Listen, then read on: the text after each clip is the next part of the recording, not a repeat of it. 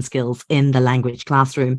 But before I do that, I just want to get a feel of the room here. So we've got people from all sorts of different countries saying hello in the chat box. Thank you very much. We've got people from Romania, Spain, Argentina, the US.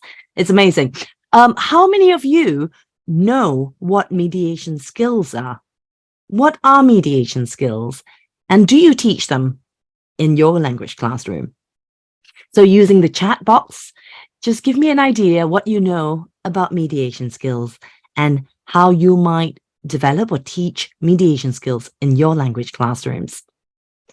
Now, the Common European Framework, or also known as the CEFR, created a set of descriptors to describe mediation skills, can-do statements of what students of different language proficiency levels should be able to do with their mediation skills in conversations out there in the real world.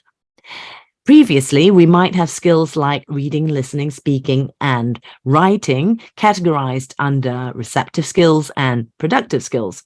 However, with the understanding that language is used to communicate in the real world, CFR has brought in interaction skills and mediation skills into the picture. This means that we now understand that speaking can come in different formats. A student presenting or monologuing is one kind of speaking, like the kind of speaking we might see in certain parts of a language exam. However, a student working in a group or working in pairs or talking and having a conversation out there in the real world looks slightly different from a student presenting and giving a monologue. So what are mediation skills? Alexandra says mediator skills are the abilities that individuals use to work with different people and resolve conflict. And that technically is one of the first definitions that come up in the dictionary when you search mediation. The idea that a mediator is helping to bridge a disagreement, to resolve conflict between two people. And that is one of the many mediation skills. Over here, we also have Ina, who says that mediation is the transfer of information received in one language to another language. And that is also correct. It sounds like a very different definition from mediating a conflict or disagreement between two people. In this case, the mediator now acts as a bridge between a piece of text, maybe a news article or a video that they've seen, a movie they've seen, and then bridging that and telling someone else, perhaps summarizing it for a friend, a colleague, a parent, and they therefore act as a mediator between the text and the person they're talking to. Essentially, a mediator is a bridge in many, many different ways. Okay, Anna Maria says it is a skill that allows effective communication. Absolutely. Thanks to inferring, summarizing. So here we're talking summarizing, we're talking about mediating texts again. Absolutely. In the CEFR descriptors, mediation is divided into three categories. There's mediating text, which we've been talking about, summarizing a text, translating a text, telling a friend about a text. And that text could be something you've read or listened to. And we do this a lot in our language classrooms. Anyway, we get students to summarize a text for their partner or write a summary of a text. We get them to translate texts, etc. So we do mediating texts quite comfortably in the ELT classroom. The other two categories are mediating concepts and mediating communication. So what are mediating concepts and mediating communication? Mediating concepts involves drawing concepts out of the different people that are speaking in a group. Let's imagine a group of students are working together on the tasks. They need to elicit ideas from their partners, from the group members. They need to consolidate those ideas. They need to brainstorm. They need to solve problems together. And in doing so, they need to make sure every single member of that group has a chance to speak. No one is dominating that conversation. There's a pleasant, cooperative atmosphere happening within that group, and all those skills that most teachers are very good at doing, because we teachers do that all the time, don't we? We elicit from students, we say, hey, Maria, what do you think about this? Do you agree with John? And so on and so forth. Can we train students to develop those skills, to do those very same things? Mediating communication involves, like what we mentioned, mediating between people who might have differences, people who might have different viewpoints, people who might disagree, people who might have conflict, or come from different cultural backgrounds. In this case, the mediator is the person who smooths out the communication, who makes communication in a group or between people effective. And this could even be mediating disagreements between the mediator themselves and somebody else. Let's have a look at the definitions that the CEFR have published on their website. Mediating concepts is about facilitating collaboration, collaborative interaction, and this includes overcoming communication difficulties within a group. Collaborating to construct meaning, to get together, to brainstorm, problem solve, develop concepts together, and to manage interactions, manage turn-taking, manage the different strategies we use to clarify what we're saying so that everyone's on the same page, so that everyone understands each other. And that's mediating concepts. Mediating communication includes facilitating pluricultural space. I love this phrase. A pluricultural space is a space where people from different cultures might come together. And cultures might not just be national cultures. We're talking about cultures in terms of corporate cultures, industry cultures, generational cultures, cultures of people who have different hobbies, different socioeconomic backgrounds. And being able to be in a conversation with people who are different from us, who behaves differently, who do things and engages in rituals that we might not be used to expand and deepen intercultural understanding and overcome difficulties that might be caused by different cultural viewpoints.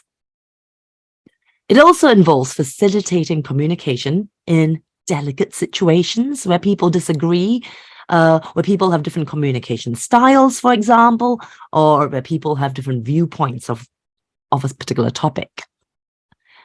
Let's talk a bit more about pluricultural spaces and pluricultural competence. The moment our students leave the classroom and use English out there in the real world, essentially, they're engaging in intercultural communication, pluricultural communication. And to help our students develop the competence to deal with this includes the capacity to deal with otherness, to identify similarities and differences, to enable communication and collaboration. The willingness to act as an intercultural mediator, and a willingness to show sensitivity to these differences, and also this readiness to offer and ask for clarification, anticipating possible risks for misunderstanding. We've always known that communicative competence is, in a way, the ultimate goal for our students. We are here in the business of helping our students achieve communicative competence. And we also know way back from the 1980s that communicative competence can be divided into 4 types: linguistic competence, sociolinguistic competence or sociocultural competence, discourse competence, and strategic competence. But very often we see that in a lot of course materials and a lot of language classrooms, we are very focused on the linguistic competence side of things, the grammar, the vocabulary, the pronunciation. And we focus a lot less on discourse competence, sociocultural competence, discourse competence. And what these mediation descriptors the CEFR have released are saying is that we need to be focusing a lot more on the other types of communicative competencies to enable students to truly become good communicators out there in the real world. So what can we do as teachers? When it comes to dealing with disagreements, we're very used to seeing long lists of phrases such as, oh, I'm afraid I disagree with you, or I agree with you up to a point, or I agree, absolutely agree with you, etc. However, is that enough to help us mediate disagreements?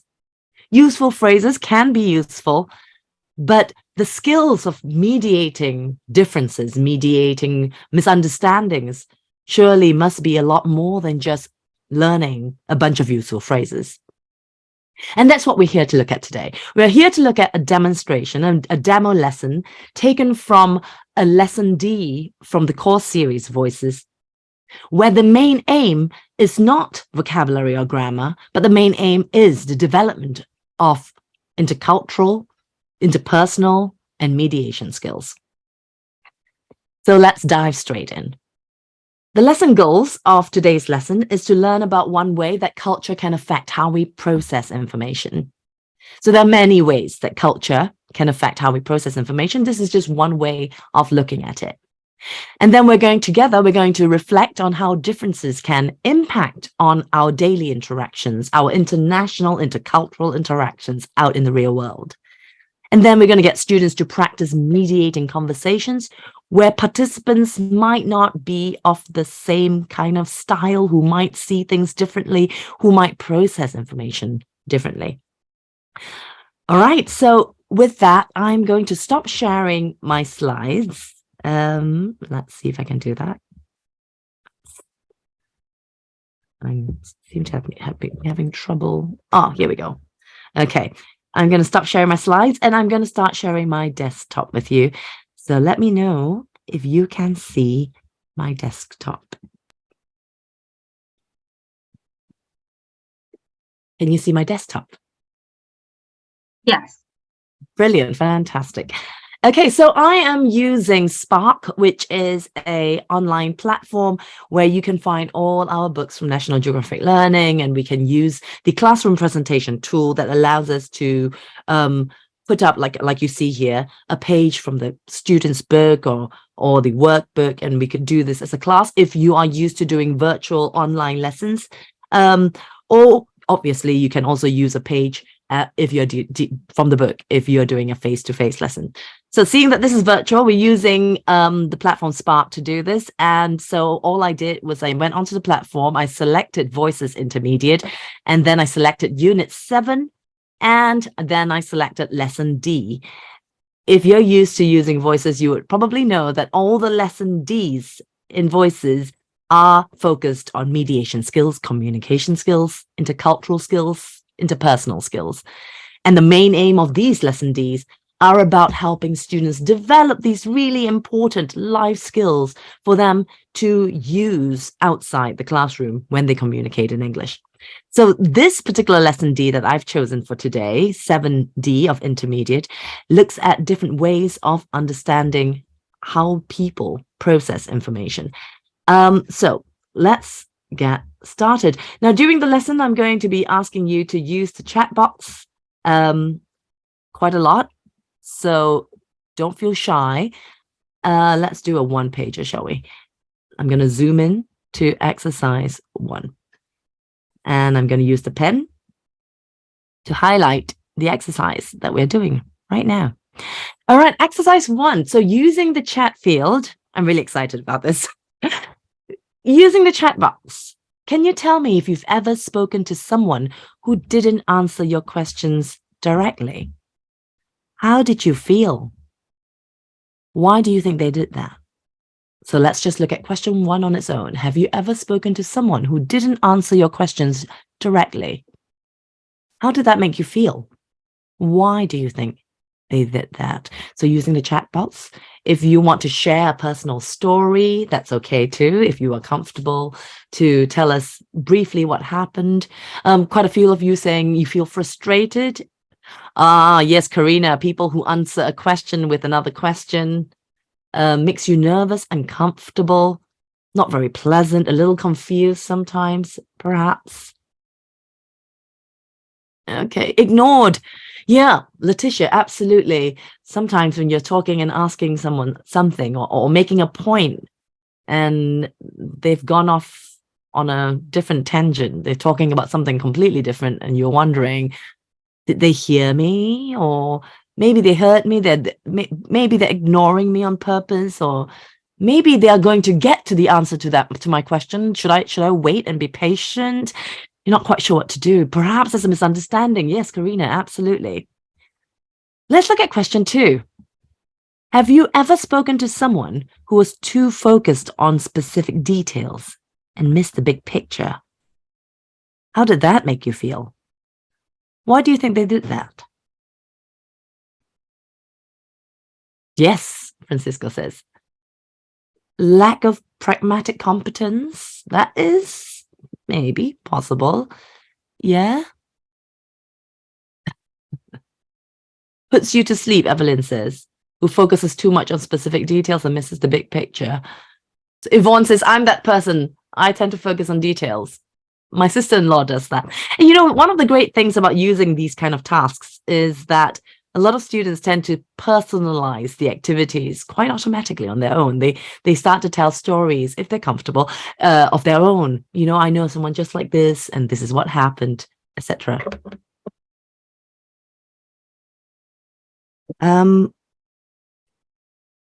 Just want to check. Can you still... So I'm having some technical difficulties. Can you still see my screen? Yes. Fantastic. Okay. Yes, thanks a lot for that. Yes, Felicia says, I think sometimes people get lost in thoughts and they forgot the whole point of why they started in the first place. I suppose if you're having a long conversation with someone, this can happen, can't it? Like, you know, when people get lost in the conversation. Absolutely. All right, we're going to do a quiz together, and perhaps this will allow us then to reflect on what we've just been doing and why we're talking about the things we're talking about. Okay, so question 1 of the quiz, and allow me to zoom in on the quiz right now. Zoom. All right, so let's just look at question 1. When you write your name, where do you write your surname? Does it come first and then your given name, or does it come last and your given name comes first? So if it's A, can you type A in the chat field? And if it's B, type B in the chat field. So we've got quite a lot of B's here, a couple of A's, okay, where your surname comes first, a couple of A's, quite a few B's. Oh, more and more A's coming up. Okay. All right. Now, what I want you to do is take note of your answer. If you've got a notepad somewhere, write down 1A or B. All right. Because we're going to come to scoring your answers in a moment. All right. Question number 2. When you write your address, your street name comes before the name of your town or after the name of your town or city? Is it A or B? Okay, quite a lot of A's. I did see a couple of B's here and there, but mostly A's. Yep. Yes, Erica says B. Right, interesting. Okay, so again, if you have a notepad next to you, do take note of your answer. For number 2. That's right. Okay, now I want you to look at this profile picture in question 3. Let me just show you the question. This is the question, number 3. We're going to think about a profile picture that we use online. It could be on Facebook, Instagram, LinkedIn, on the socials. All right, and think about this profile picture. Which is it more like? Is it A, mostly your face, or is it B, mostly the place you're in? Does it show your individual characteristics, or does it show sort of where you're at and the people you're with, perhaps even the background, the scenery? Okay, quite a lot of A's. Mine is an A for sure. Couple of B's I've noticed. Interesting. Oh, I like this one. Monica says it depends. I use both for different social media. Monica, can you tell us a bit more? When do you decide to use something that's more like A, and when do you decide to use something more like B? What factors, what do you factor in when you make that decision? Oh, okay. Stella says none of them, something else. Stella, are you one of those people who just have a photo of your dog or a mug? It depends, yeah. Monica, thank you. So she says she uses something more like A in a more formal social media context, like LinkedIn, I suppose. In a more business context, you want to show your face, and B for something more personal, more informal. That's interesting. Thank you. That's really, really interesting. Okay, now let's look at question number 4. Oopsie, I didn't mean to highlight that. Question number 4.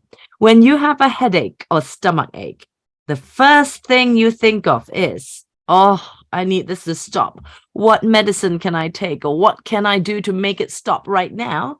Or B, oh, this is a symptom of something bigger. I need to be improving my health, sleep more, take more vitamins, eat more vegetables. Evelyn says, C, call my mother. Wow, that's so sweet. Right, so is it more like A? What you can do? What are the instant solutions that you can, look for to make this headache or stomach ache stop? Or are you instinctively thinking, oh, this is a sign of something bigger. I need to improve my health. Okay, so lots of A's here. I like the C, call my mother, from Evelyn. Couple of B's. And Fatma says, depends on how bad the ache is. That's a good point. Stella does the A first, get a pill, get rid of the pain, and then think of B. Interesting. Okay, right. Thank you very much for your very candid answers. We have one more question for the quiz, which, as you can see here, I have blocked out. What might this be? Now, I've blocked it out because this question involves looking at a picture, and then, just with a time limit of 5 seconds, you're going to tell me what jumps out at you. What's the first thing you would remember about this picture if you were to talk about it later? Or if you were to make notes about what the picture is about, what are the first couple of things that jumps out at you about this picture?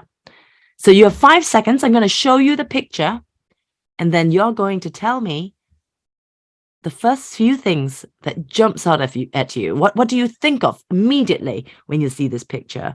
Are you ready? If you're ready, say yes in the chat field, okay? Okay, 5 seconds. Here we go. Let me try and get rid of my...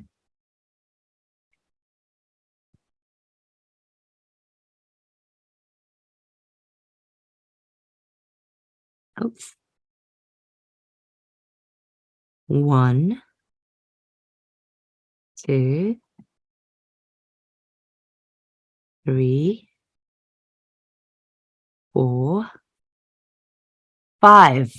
All right. I hope you've written in the chat box what this picture, what you pull out from this picture. What are the first few things you see? You got family, friends. Okay. What are the first things you see? Picnic, bonding, family, nature. Love that. Okay. Weekend. Oh, gathering, vacation. Hi, hygge. Yes. Picnic, lots of picnic, fun time. Mountain, tree. Oh, that's interesting. Okay, great place. 4 people. Okay.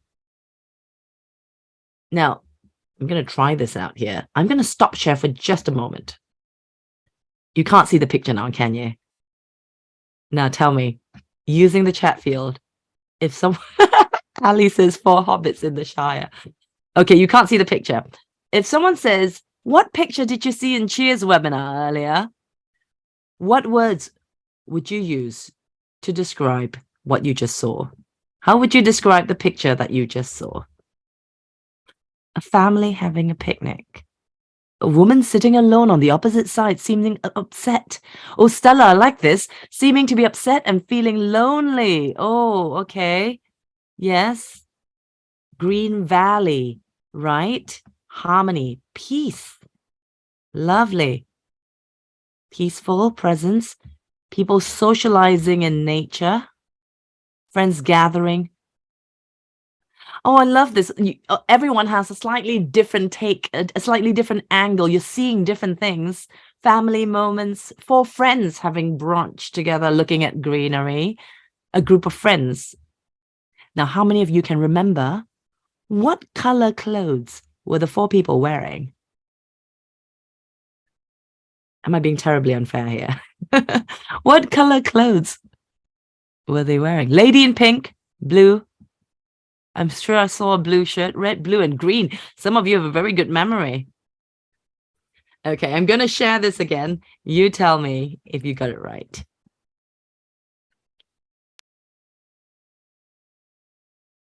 Here we go. Here's the picture again. Got rid of the blue stuff. Most of it anyway. Who got it right? Who got the 4 colors right? Well, I suppose one of them is in a sort of purple white checkered shirt. So if you said purple or white, I'll give that. I'll give that. Valentina says, I have no idea about the colors. Now, you're wondering why I am asking you these questions, and we're going to be looking at a video in a moment that might explain this a bit more clearly, because this experiment I'm doing with you right now is very much based on a piece of academic research that was actually done. But if you were to summarize how you have just described the picture in the chat box, would you say you are more like A, you made notes about the fields below, the trees, the green grass, the relationships between the people?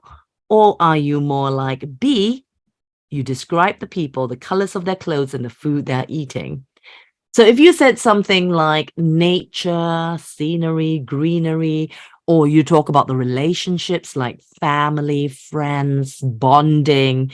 Someone said the woman in blue is feeling left out and a bit sad. Then I would say you are an A. If you said picnic, in this morning's webinar, someone said board games for some reason. Didn't think they were playing board games. Or if you mentioned specific details about the fact that there are 4 people, then perhaps you're more B. Now, remembering that you have taken notes of all your answers, I assume you've taken notes for your answers, right? So we're going to now look at what these answers might mean according to this activity. Now, it says here, as you can see, do the quiz below. Oh, hold on a minute. I'll do the quiz below and then check your score on page 154. So I'm going to use the Spark platform. I'm going to go over here to the bottom right corner, and I'm just going to go straight to page 154. There you go. And I am going to look for the relevant section, which is this one over here, page 97D, exercise 2. And over here, you can then see how to score up your answers. I'm going to give you all of 30 seconds to score your answers. So number 1, if you're A, it's 2 points. And if you're B, it's 1 point, and so on and so forth. Total up your score. And when you have a moment, if you want to, you can share your total score in the chat box.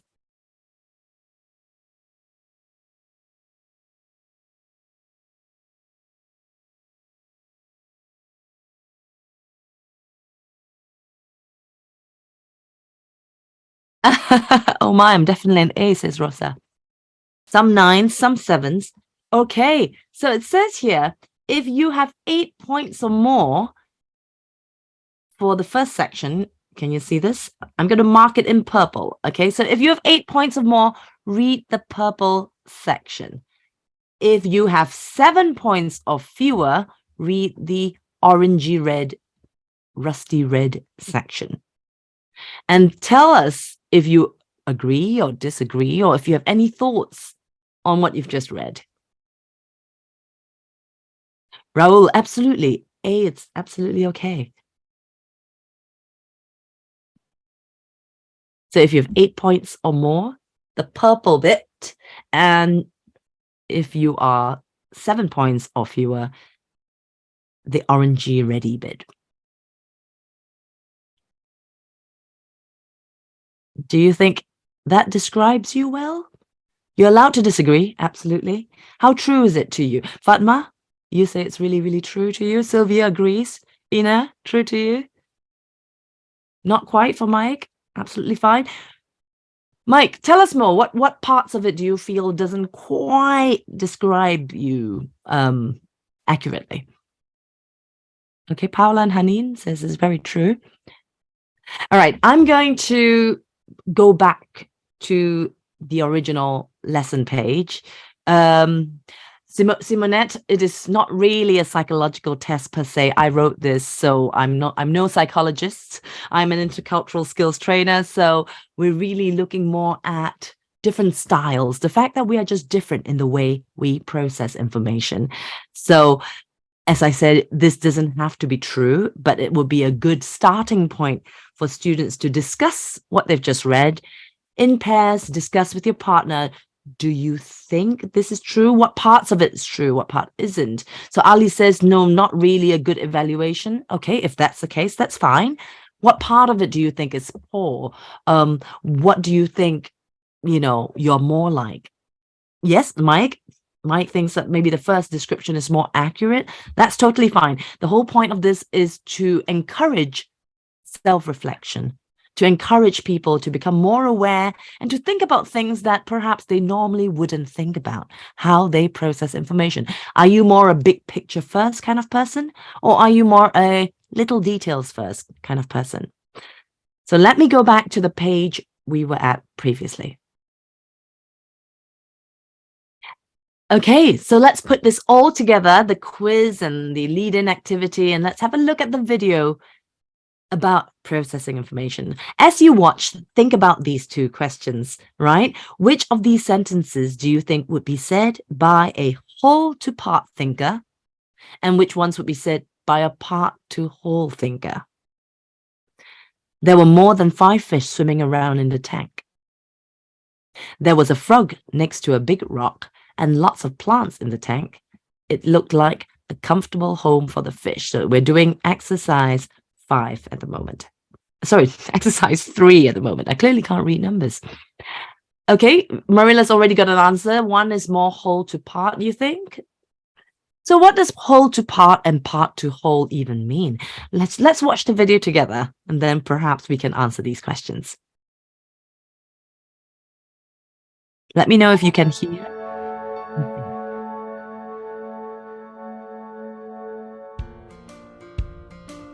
Brilliant. Have you noticed that we write our addresses on envelopes differently in different cultures? In London, UK, the name of the receiver comes first, the door number and street name follow, then the city and postcode. It goes from the individual to the whole. But in Tokyo, Japan, the address goes from the whole to the individual, starting with the postcode and ending with the name of the receiver. We also see this pattern in the way we write our names. In Western countries, the title and the individual's given name usually come first, and then the family name. From the individual to the whole. In some Asian countries, such as Japan, the family name usually comes first, and then the individual's given name and their title. From the whole to the individual. A similar difference was noticed in an experiment done with a group of American and Japanese people. If you saw this fish tank, what would you remember? The fish in front? Or the plants in the background? The small animals? Or the shells and rocks? Did you notice which way most of the fish were swimming? Or when one fish changed direction? Scientists found that the American people were more likely to start by describing the individual fish in the foreground, whereas the Japanese people were more likely to start by describing the background. The Japanese people also talk more about the non-moving objects and the relationships between the objects. This is because we all process information differently and have different ways of making sense of the world. Some people see things from part to whole. They often focus on the foreground and the individual's characteristics. Others might tend to have a more whole-to-part way of thinking. They often focus on the big picture, the context, the overall idea. They tend to see everything as connected. Everything depends on each other. So relationships, the situation, the background information are all important. Part to whole and whole to part people pay attention to different things and remember different things. When there is a problem, they might also point out different reasons for the problem. Part-to-whole people might immediately look for specific causes, while whole-to-part people are more likely to consider the history, the context, and the relationships involved. When people with different ways of processing information come together, misunderstandings can happen. For someone who tends to focus on the specifics, a person talking about the context might seem like they're not getting to the point. For someone who wants to consider the overall context, a person focusing on a very specific part of the issue might seem like they're missing the big picture. With a better understanding of how we process information differently, we can then be more patient, listen more, and try to see things from the other person's point of view.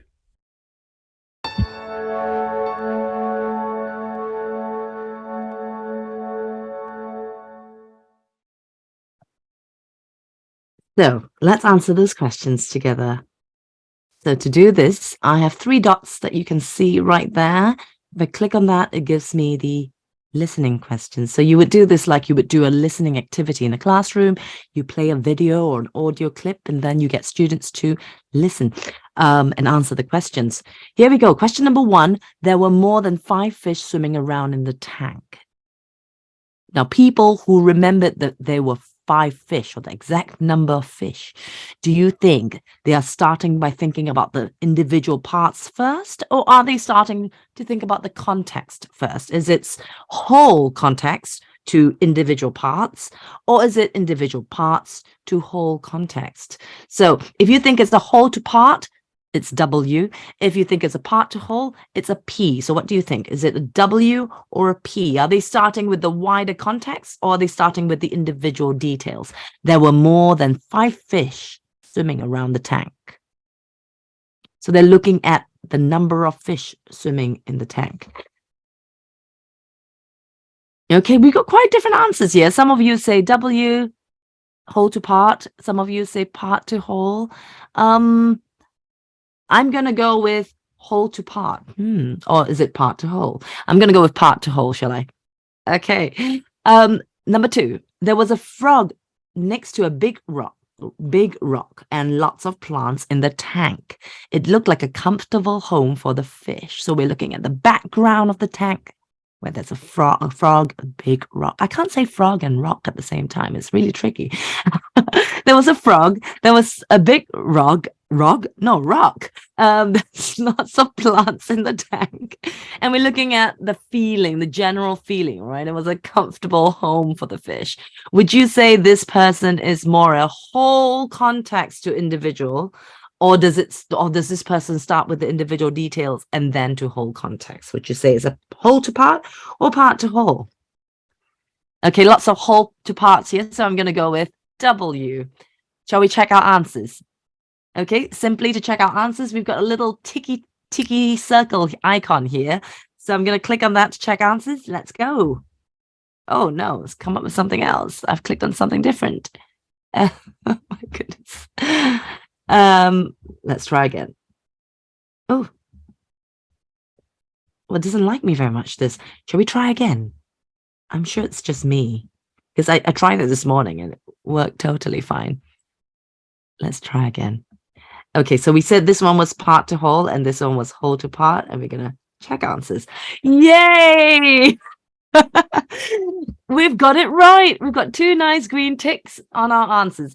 Now, yes, Tamara, horrors of horrors. Let's have a look at the second part, the second section of questions based on that video. Okay, so let's look at the next page. I'm going to zoom in here. Okay, now we're going to look at exercise 4 over here. Right, it says here, watch again. Then in pairs, say what the video tells us about these 5 things. Now, we're not going to watch again because in a normal lesson, we would have a lot more time. And because this is a webinar, we are consolidating the lesson a bit. But we will, because you're all teachers, I'm sure you remember the video so very well. We're going to talk through this together. So I'm just going to click on the 3 dots to open the activity. So this is a little speaking discussion activity. Students, after watching it and having made notes, will discuss in pairs. So let's discuss this in the chat box. Number one, what does the video say about the way we write our address? So I'm going to see what you remember. If I were a whole to part person, would I write my street name first and then country? Or would I start with country and then street name? Which one is more whole to part? If I'm whole to part, country first. Very good. Well done. The order of our name, number two. So if I am a part to whole person, is it likely that traditionally I might write my individual name first and then my surname, or my surname first and then my individual given name? Individual first, absolutely. Now, obviously, there are lots of people who write their surnames first who could also be part to whole. There are lots of people who write their address with the street name and then the country name, who also might be very much whole to part. So I'm not saying these are definites, but I'm saying that these are influences on the way we might process information. Absolutely, Stella. This is absolutely a cultural thing. And the way we do these simple daily tasks, like the way we say our name or the way we write our addresses, all these little factors might contribute to the way we process information. Obviously, in the UK, we always usually write our given name first and then our surname. We usually write the street name first and then the country. But that does not mean that every single person in the UK are all part to whole people. So I'm not saying it to generalize or stereotype. I'm saying that these are possible influences on how we process information. Number three. So if there is a problem and I'm trying to understand the context of the problem before I talk about the solution, I'm trying to understand the background information, would you say I'm more part to whole or whole to part?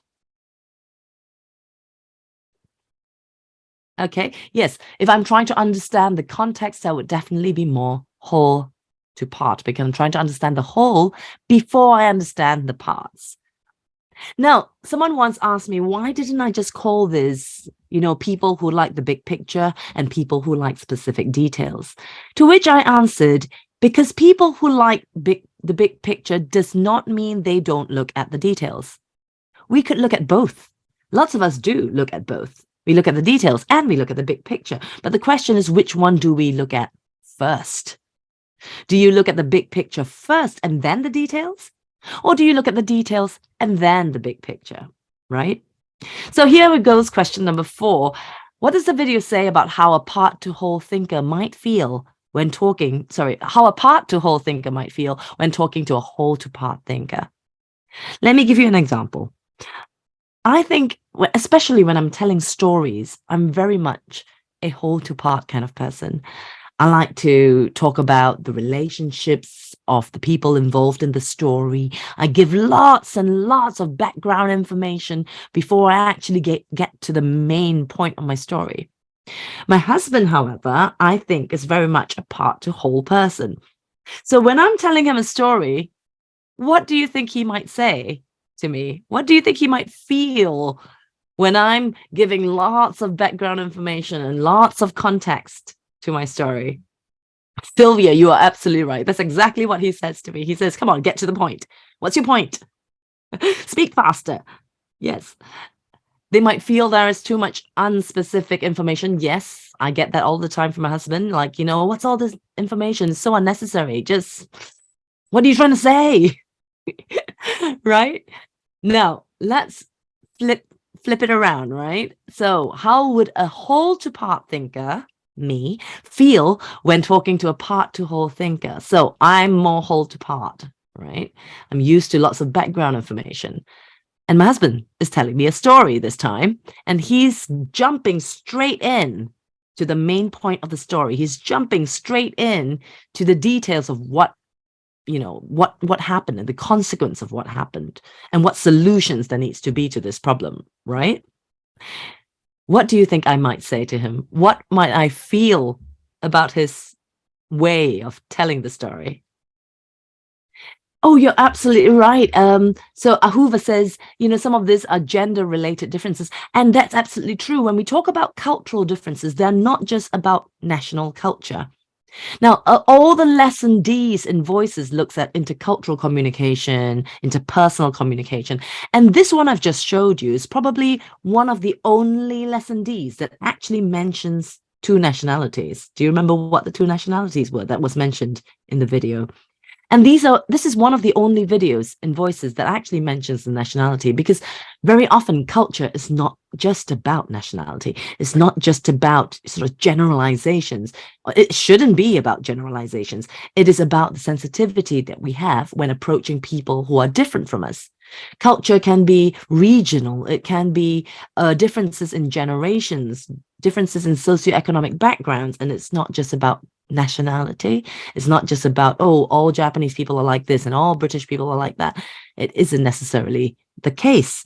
So when we talk about intercultural communication, what we're talking about is helping students manage communication with people who are different from them for whatever reason. People who are different personalities, different styles, different upbringing, etc., etc. All right, so let's have a look at the next section. I feel very confident now that you're all familiar with the differences between whole to part and part to whole. So let's look at, I'm going to get rid of this. I can't get rid of it. All right. I'm going to look at question 5, which is what I'm highlighting here. And here we have a communication skill box. In every lesson D, we have a communication skill box that looks a bit like this. And what this is a summary of the tips that were presented to you in the video. So let's have a look at the summary. It says here, sometimes you may find yourself talking to someone who processes information differently from you. For example, they might use a whole to part way of thinking, while you might use a part to whole way of thinking. So try to notice how they're processing information and consider these tips. 1, be patient. Listen and ask questions. Try to see things from their point of view. And here's the important bit. If they're whole to part thinkers, and you've noticed that, make connections between what they're saying and the main topic. Help them to see the context. Even if you're going to dive straight into the main point, help them to see the connection between that and the context, the relationships. If they're part to whole thinkers, help them see the connections you notice by discussing them. So you're speaking to a part to whole thinker, and you know that they like the specific details, and there you are giving lots of context. Perhaps help them to see the connection between the context and the main point, so that they feel like you're getting to the main point sooner.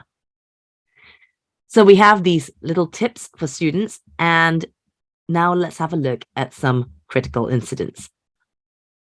Are you familiar with the expression or the term critical incident?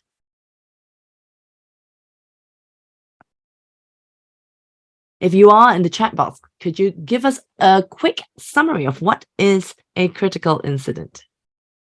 Yes, Monica, you've heard of the term critical incident. Now, the critical incident technique was created in the field of psychology a long time ago. Yes, absolutely. And it's usually a story that features a problem, like what Monica says here. It's a story that features some kind of misunderstanding, problem, miscommunication. And in the field of psychology, it was used to help people put themselves in the shoes of others, to try and see things from a different point of view. Very soon, critical incidents were used amongst intercultural skills trainers to help people see things from a different perspective. And you can see how this can be very useful to create empathy. Absolutely, Andrea, empathy through problem solving. So here's an example of a critical incident.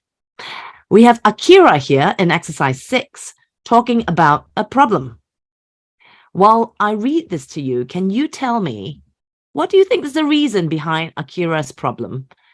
And what advice could you give Akira? Here we go. I can't understand the instructions that my teacher gives sometimes. Yesterday, she said she wanted my help.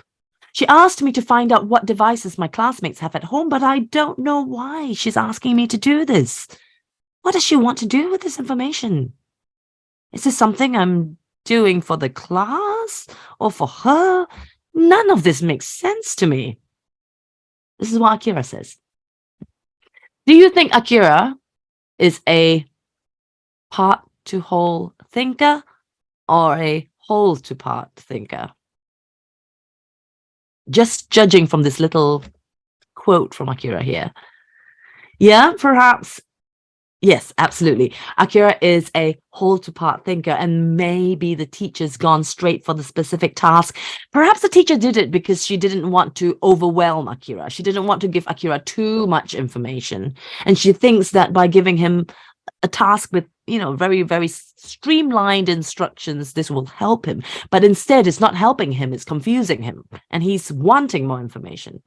So what advice would you give Akira? What would you say he should do? Again, using the chat field. Be patient. Talk. Yes, absolutely. Talk to your teacher. Ask them specific questions. What do you want to know? Ask them, what is this information for? What is this task about? What do you want to do with this information? Yes, Akira can definitely be asking the teacher. Okay, let's have a look at a second critical incident over here. Oh no. You don't want to see those pictures. That's a problem with sharing my entire desktop. Here we go. We've got Karima, who's annoying Michaela. Let's have a look at what Michaela says. Karima really annoys me sometimes. I told her about the argument I had with Jay. I was talking to Jay about going back to university, and he just kept looking at his phone, and it's like he wasn't interested at all. So I got angry and Jay walked out of the house. I told Karima he was a selfish person, but Karima just kept saying, oh, maybe Jay was tired because he had just come back from home, and maybe Jay was looking at something important on his phone. Oh, why is she taking his side?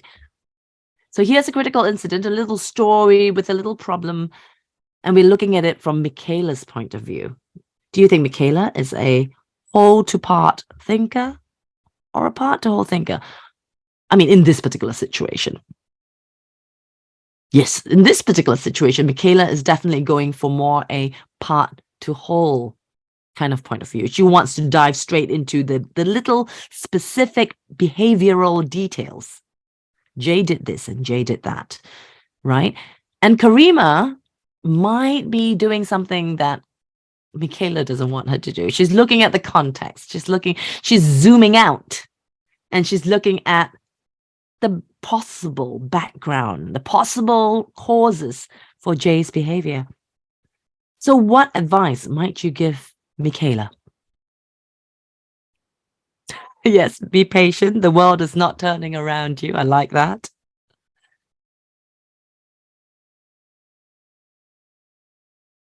Communicate more. Be patient. She should talk to Jay, and ask him, why did you act like that? She should also talk to Karima, maybe. Do you think Michaela should talk to Karima and tell her very, very frankly what she wants? Yeah, because sometimes we want our friends to do certain things. We want our friends to say certain things to us, but they're not saying what we want them to say. So perhaps Michaela needs to be clearer on what she wants from Karima. Absolutely. Thank you for all your wonderful answers. Let's have a look at exercise 7. So here we have some useful language. Sometimes we have useful language in our lesson Ds, but again, remembering what I said earlier, that these lessons are not about the useful language. The main aim isn't the useful language. The useful language is there to support the skill. The main aim is your communication skill over here that I've highlighted with all these different tips. But let's have a look at some of the useful language. We've got language to help to ask about connections between things, such as, I'm afraid I don't get the connection between your grandfather and Japanese food. I'm a bit confused. What has your grandfather got to do with Japanese food? Give me some connections, okay? The second section, looking at the big picture. We could say, oh, I'm not sure if that's that simple, or what do you think might be the impact on everything else? So if you want to look at the big picture, and you want to show the other person that you are looking at the big picture, you might use phrases like that. And here we have clarifying what we're saying, because that's so important in strategic competence. I think there's some things we need to consider before we can talk about that. Before I come to that, let me first talk about the background to this. So signpost what you're saying very clearly so that people don't say, come on, just get to the point. What's your point, right? You're very clearly saying, I'm going to get to the point, but just let me give you a little bit of background first. Or it would be good for me to explain the situation to you first. So some useful language for them, for students, so that they can carry out task number 8, which is a role play. So in this role play, I would put students into breakout rooms in a virtual classroom or in a real life lesson. I'll put them in pairs and they will take turns being student A. And they will role play both scenarios. Scenario 1 is Akira and his teacher. So student A plays Akira, student B plays Akira's teacher. They're going to have a conversation together. Akira is going to ask his teacher those questions to clarify so that Akira feels more comfortable doing the task that the teacher's given him. Then in the second critical incident, we had Michaela and her friend Karima. So this time, student A now plays Michaela. So whoever played student A earlier will now play Karima, and the person who played Akira's teacher will now be Michaela, and they will now have a conversation about how communication has gone. So as you can see from this lesson, let me just bring up my slides again. As you can see from this lesson, there are lots of things that are very familiar to all of you, perhaps. Can you see my slides? Yeah. So we looked at how we process information. We did a quiz. We watched a video like you would do a listening task. We looked at 2 stories about Akira and Michaela, and we discussed them. We looked at some useful language, and we used that useful language and the communication skill tips, and we used them in the role play. Now, there are lots of things familiar to us about this, right? We are familiar with the concept of doing a lead-in in class. We do lots of listening skills. So the idea of listening for gist and listening for detailed information is not unfamiliar. We are familiar with using stories. They are called critical incidents here, but we have used stories, reading and discussing. And we're definitely familiar with introducing useful language and using role plays. The things that are perhaps a bit less familiar to us are things like the focus on interpersonal and intercultural skills. But I've always said this, we are no experts on the pyramids of Egypt, but we are still doing a reading lesson and totally comfortable with doing a reading lesson about the pyramids of Egypt. So with a video and a lesson structured this way on the page of a course book, we should therefore be comfortable dealing with lessons about mediation skills, intercultural skills, as long as the information is there on the page to help us. Perhaps we're less familiar with the useful language not being the main aim, but here we're really practicing useful mediation skills. Critical incidents are merely stories that we can use, but what's different is here we ask the question, what would you do if you were Akira? What advice would you give them? And as you can imagine, if we're developing mediation skills and interaction skills, pair work, group work, and student talking time becomes even more important. And what's also important is getting students to reflect, explore, and develop awareness of their own communication style. And these are the 3 things that we're really focusing on in all the lesson Ds, to promote self-awareness and an awareness of others, an understanding and curiosity of the people and the world around them, and the flexibility to adapt.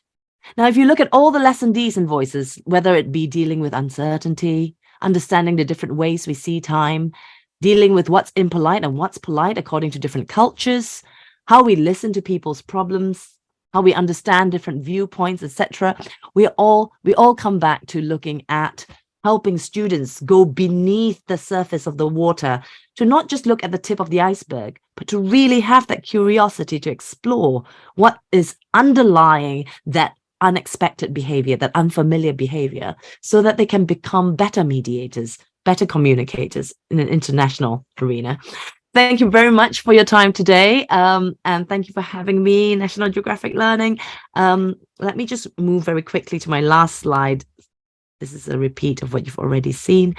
And you can definitely contact me to tell me more and give me more feedback. If you've used Voices, we'd love to hear from you and some feedback on how it's worked out for you. And also tomorrow I have a webinar on the topic of becoming an international communicator, also with National Geographic Learning, in conjunction with the International Association of Teaching Pragmatics. So do find it on social media and come join us tomorrow.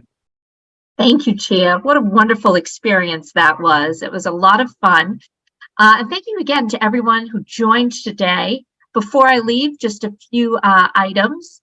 Right after the session, you'll be directed to a feedback survey. Please let us know what you thought. Many of the examples that Chia showed today were voices.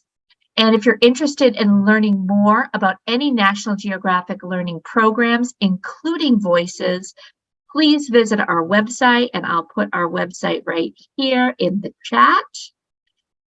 And finally, be sure to join our online community for teachers of English on our social media channels, where we'll offer you up-to-date information about events, practical classroom tips, and exciting real-world content, as well as new program information. So thank you again to all, and thank you once more, Chia. Have a lovely evening and day, wherever you may be. Bye-bye now. Thank you.